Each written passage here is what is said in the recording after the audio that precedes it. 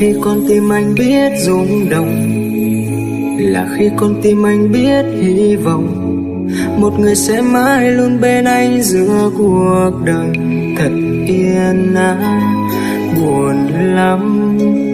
Buồn lắm chưa từng được yêu ai, nhớ lúc xưa anh lại thêm đau lòng mà hiện tại lại càng đau hơn.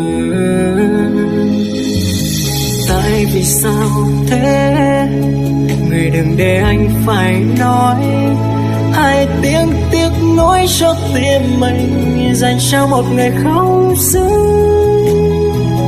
Đừng để anh phải sai khi em đã vẽ lên bức tranh thiên đường muôn vàng màu sắc, để anh luôn mong mơ, để anh luôn mong mơ cho em dối lừa. Đừng để anh phải hiểu mọi chuyện lại đến mức để như thế này.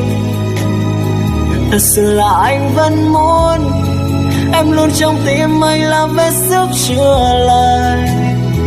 Để người vội quay mà xa đi, anh sẽ cất giấu hình bóng em trong tim mình, ở sâu trong lòng biết khi nào con gặp lại người ơi.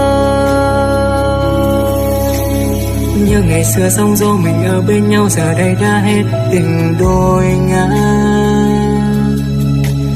Biết làm sao khi em về bên ai đó để tim anh đau như vậy mà.